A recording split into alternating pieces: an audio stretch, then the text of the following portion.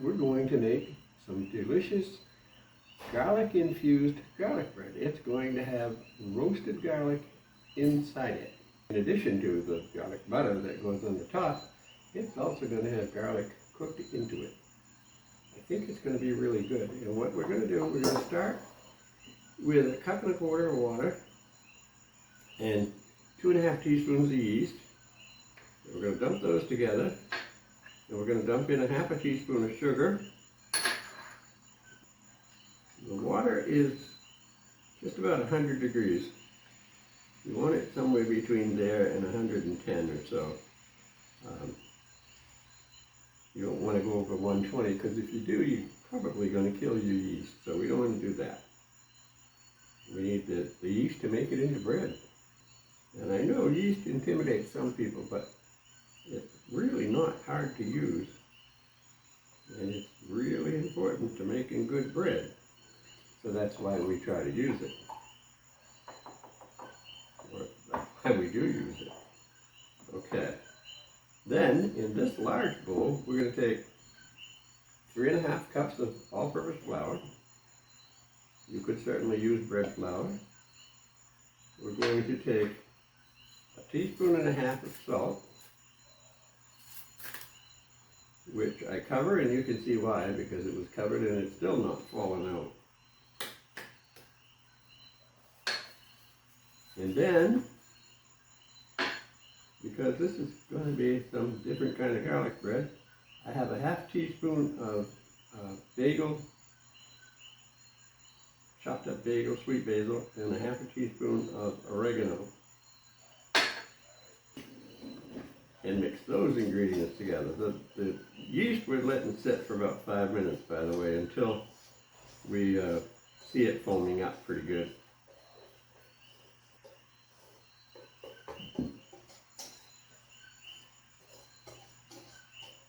Yeah, that's all thoroughly mixed together. In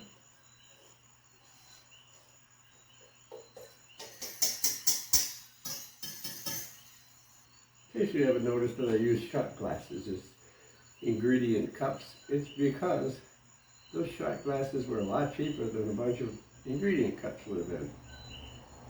And they hold all that I need them to hold. What do you say we mix the garlic in at this point?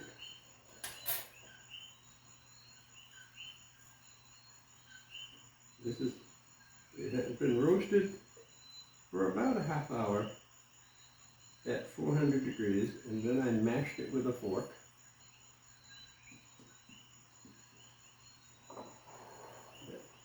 Our yeast is getting nice and foamy now.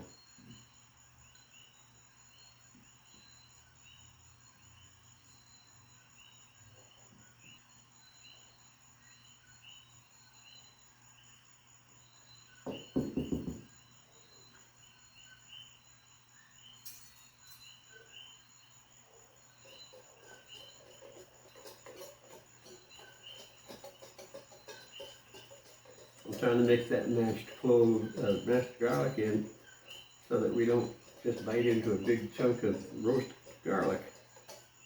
I want it to be evenly spread throughout the bread so that the flavor goes all the way through. And then, like I said, we're going to make garlic butter to put on it when it's all done. I think this is mixing in pretty well. I don't see any large chunks in here. And I did start out seeing them.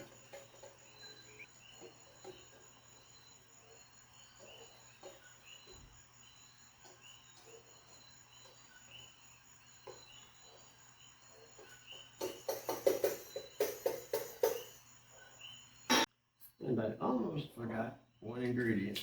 We need 2 tablespoons of olive oil.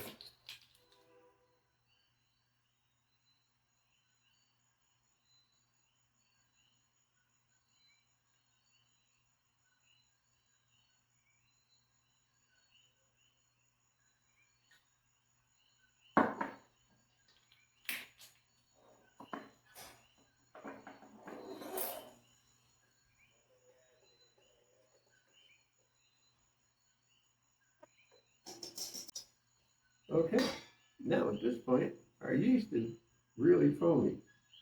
You can see it in there. And we're going to add it to the dried ingredients.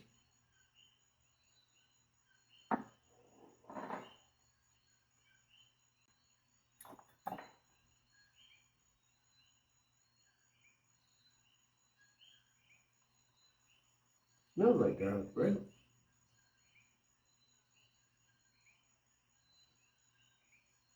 That's a good thing, because that's what we're aiming for, is bread that smells like garlic bread and tastes like garlic bread, even before we add the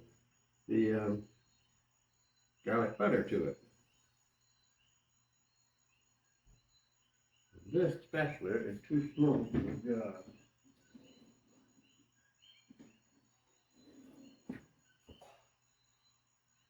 These are great spatulas, by the way, and they're not very expensive. And I will put up a link for them. I have an Amazon affiliate link, and I'll put them up there in case you think they look good and want to take my word for the fact that they work really good. Okay, what we're going to do now is go at this with our hands. If you like garlic bread like I like garlic bread, this should be a taste treat.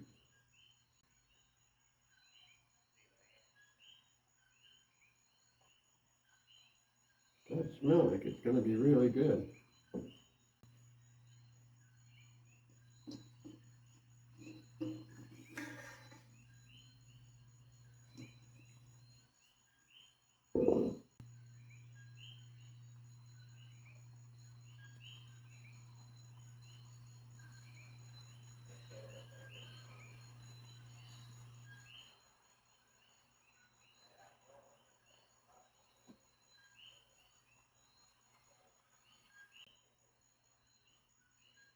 That we need it for pretty much as long as it takes. It could be 5 minutes to 10 minutes. And the purpose of kneading it is to release all the gluten and make our bread bread.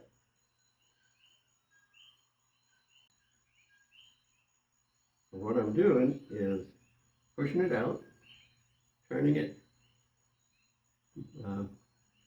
90 degrees, and then pushing it out again with the heel of my hand.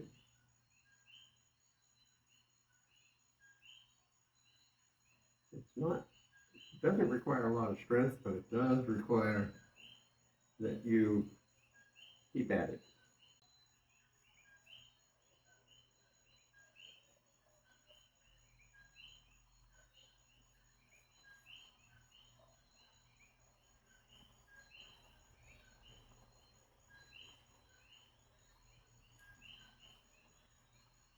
I'm going to grease up our bowl with some more olive oil. I'd like to get enough in there so that we can roll the bread around and cover it entirely with the oil.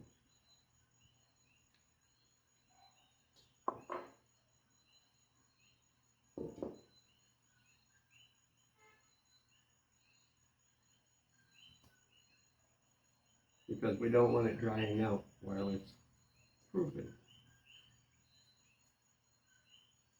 So what's going to happen to this is, it's going to be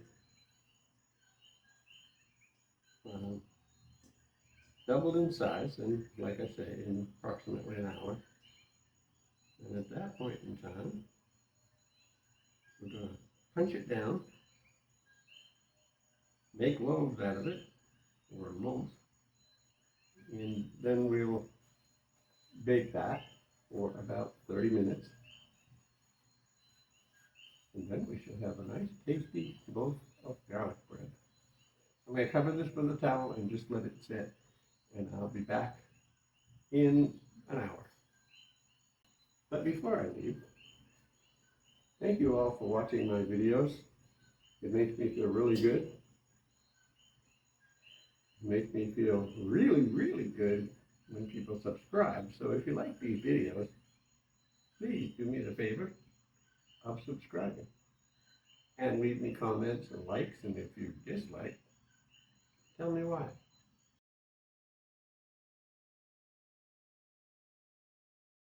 The bread is out of the oven. The bread looks good, and let me tell you, you can tell there's some bread missing here. That's because I paused kind of midway here and I had my dinner, which was spaghetti to go with this bread, and I had like 4 pieces, which is kind of piggy, but it's just that good. Let me show you how the end of it looks. I think I can show you on this camera the best. It's actually getting kind of washed. There you go.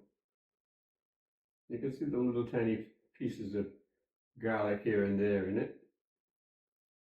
And it's really much better than most garlic breads I've had, because most garlic breads just have garlic butter on the outside, and you bake them or toast them or whatever, and they soaks in a little bit, but that's it. The flavor is all the way through this, and it's much better.